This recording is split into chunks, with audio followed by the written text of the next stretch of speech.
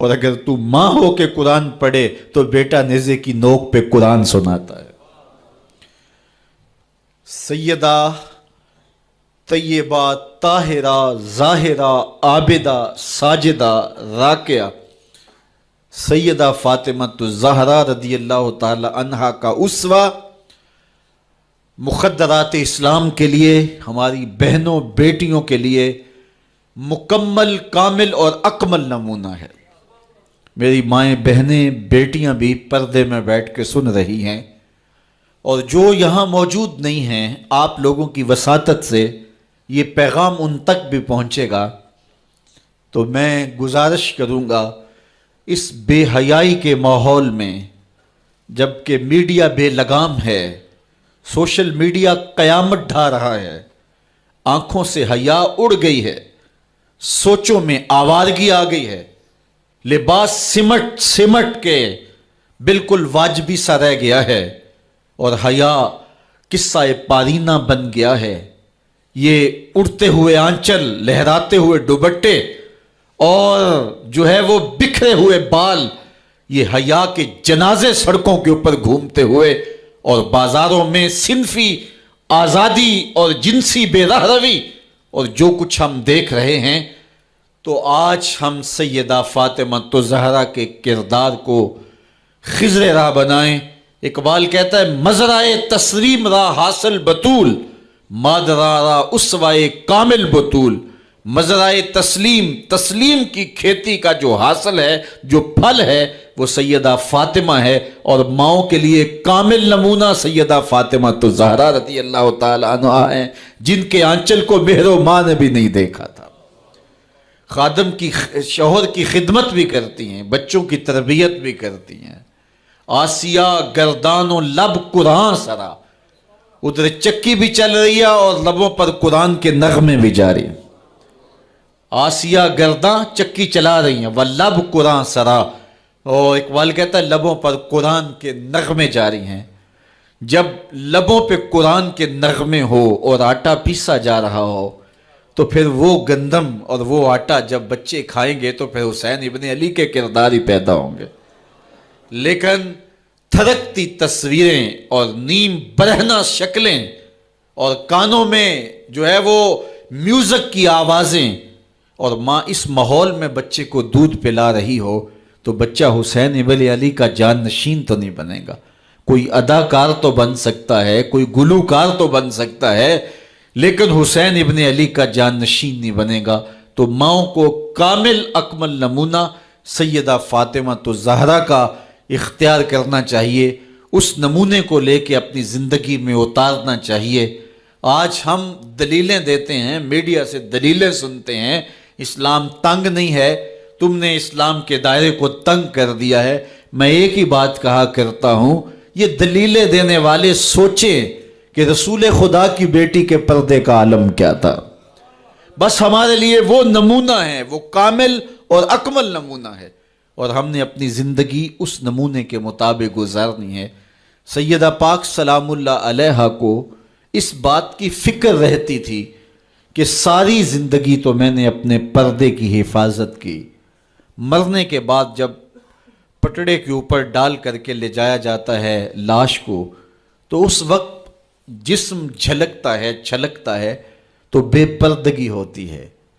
تو زندگی میں تو انسان اپنے پردے کی حفاظت کر لیتا ہے، لیکن جب جنازہ اٹھتا ہے تو اس وقت عورت کے جسم کی ڈیل ڈول ظاہر ہو جاتی ہے، اگرچہ اس کے اوپر پردہ پڑا ہوتا ہے۔ اور یہ سخت فکر مند تھی اور بات بھی کرتی تھی۔ حضرت اسماء بنت امیس رضی اللہ تعالی عنہا سیدہ پاک کے پاس بیٹھی تھی، اور یہ وہ خاتون ہیں جنہوں نے حبشہ کی جانب ہجرت کی تھی۔ جب مسلمانوں پر حالات تنگ ہو گئے تو 2 مرتبہ حبشہ کی جانب ہجرت ہوئی ہے، اور تیسری ہجرت جو ہے وہ مدینہ المنورہ کی جانب ہوئی۔ تو حبشہ کی جانب انہوں نے ہجرت کی اور وہاں کچھ وقت گزارا تھا، تو انہوں نے کہا کہ میں نے وہاں ایک منظر دیکھا ہے کہ 4 پائی کے چاروں پائے جو ہیں ان کے ساتھ شاخیں باندھی جاتی ہیں، اور شاخیں باندھ کے ان کو پھر آپس میں جوڑ دیا جاتا ہے، اور اس کے اوپر کپڑا ڈال دیا جاتا ہے، وہ ایک ڈولی بن جاتی ہے، اور اس میں عورت کا جنازہ ہوتا ہے۔ تو جب یہ بات سنی تو سیدہ کی خوشی کی انتہا نہ رہی، کہا یہ تو بہت اچھا ہوا۔ اور سیدہ پاک کا پھر جنازہ پردے کے ایسے ماحول میں اٹھتا ہے اور رات کی تنہائی میں اٹھتا ہے، اور بہت تھوڑے لوگ جنازے میں شامل ہوتے ہیں۔ اور پھر سیدہ پاک سلام اللہ علیہا کے پردے کا عالم یہ ہے، اہل سیر نے لکھا ہے کل قیامت کے دن جب میدان حشر میں سیدہ تشریف لائیں گی تو 70,000 حوروں کے جلو میں ہوں گی، اور جب گزریں گی تو آواز آئے گی یا اہل الجمع غدوا ابصارکم لأن فاطمہ بنت محمد حتی تمر، اے نبیوں، رسولوں، پیغمبروں، اے صالحین، نیکوکاروں، اے حشر کے میدان میں جمع ہونے والے لوگوں، اپنی نظریں نیچی کر لو، محمد کی صاحبزادی گزر رہی ہے۔ تو قیامت کے دن بھی اللہ ان کو یہ اعزاز دے گا، ان کو تکریم دے گا، ان کو عزت نصیب کرے گا۔ تو سیدہ پاک کا نمونہ زندگی ہماری مخدرات اسلام کے لیے، ہماری بیٹیوں کے لیے، بہنوں کے لیے کامل، اکمل اور مکمل نمونہ ہے۔ مزرعہ تسلیم را حاصل بطول، مادران را اسوائے کامل بطول۔ تو ان سے ہمیں سیکھنا ہے کہ انہوں نے اپنی ساری زندگی کیسے گزاری۔ آج کی عورت کہتی ہے کہ میں نہیں کر سکتی نماز روزہ اور یہ امور نہیں بجا لا سکتی، بچوں کا بوجھ اتنا ہے، ان کی تربیت اور ان کو کھانا دینا، ان کو دودھ دینا، بار بار جو ہے وہ ان کا لباس تبدیل کرنا، کب وقت ہوتا ہے، میرے کپڑے بھی ناپاک ہو جاتے ہیں، تو کیسے میں ان کو جو ہے بچوں کو کروں اور اس کے بعد عبادات بھی وقت پہ کر سکوں، تو یہ بڑا مشکل ہے۔ وہ حضرت سیدہ کو دیکھیں کہ آپ اپنے کندھوں پہ مشکیزہ بھی اٹھا کے لاتی ہیں، چکی بھی پیستی ہیں، بیٹوں کی تربیت بھی کرتی ہیں، شوہر کی خدمت بھی کرتی ہیں، اور مصلی بچھا کے جب کھڑی ہوتی ہیں تو ساری ساری رات قیام میں، کبھی رکوع میں، کبھی سجدے میں گزر جاتی ہے، اور پھر کہتی ہیں مالک تیری راتیں اتنی چھوٹی ہیں، تیری بندی کا ذوق بندگی ہی پورا نہیں ہوتا، ایک تو رات اتنی لمبی بنا دے جی بھر کے تجھے سجدہ ہی کر سکوں۔ تو انہیں شکوہ رہتا ہے کہ راتیں اتنی چھوٹی ہیں اور میرا ذوق بندگی ہی پورا نہیں ہوتا۔ سارا دن روزے سے گزرتا ہے، رات قیام میں، رکوع اور سجود میں گزرتی ہے، اور بیٹوں کی تربیت کی تو وہ کائنات نے ایسی تربیت کا جوہر نہیں دیکھا ہے جو سیدہ فاطمہ کے گھر میں پلنے والے بچوں میں تربیت کا رنگ نظر آیا، کہ انہوں نے اپنا خون دے دیا لیکن دین کی آن پہ آنچ نہیں آنے دی۔ تو ان کی زندگی ہمارے لیے، ہماری مخدرات اسلام کے لیے، بہنوں، بیٹی اور ماؤں کے لیے کامل اکمل نمونہ ہے۔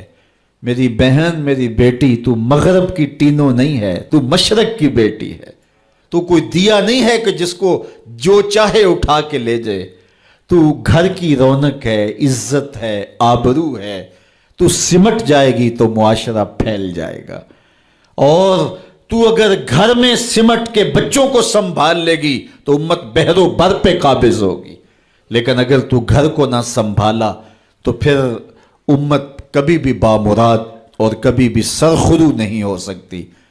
اگر پندے ز درویش پذیری، ہزار امت بمیرت تو نہ میری، بطول باش و پنہا شو ازیں اثر کہ در آغوش شبیر بگیری۔ اقبال کہتا ہے کہ اے امت مسلمہ میری ایک بات مان لے، ہزار امت مر جائے گی، امت مسلمہ تجھے موت نہیں آ سکتی، اور وہ کیا ہے؟ اللہ اکبر، بطول باش، قوم کی بہن سے، بیٹی سے، ماں سے مخاطب ہو کے اقبال بولتے ہیں بطول باش، بطول بن جا، وہ پنہا شو ازیں اثر، اور زمانے کی آنکھ سے پوشیدہ ہو جا، پھر در آغوش تو شبیر بگیری، پھر تیری آغوش میں بھی حسین ابن علی کے جانشین پرورش پائیں گے۔ تو اپنے آپ کو سمیٹ کے اس کردار کے سانچے میں ڈال لیا جائے۔ عورت کا دائرہ کار گھر ہے، چار دیواری ہے، اور اس چار دیواری کے ماحول کو آسودہ رکھے، وہ باہر نکل کر کے جو ہے وہ گھر کی ذمہ داریوں سے دستبردار نہ ہو۔ یہ ذمہ داریاں مرد کی ہیں کہ وہ باہر نکلے اور ضروریات کو فراہم کرے۔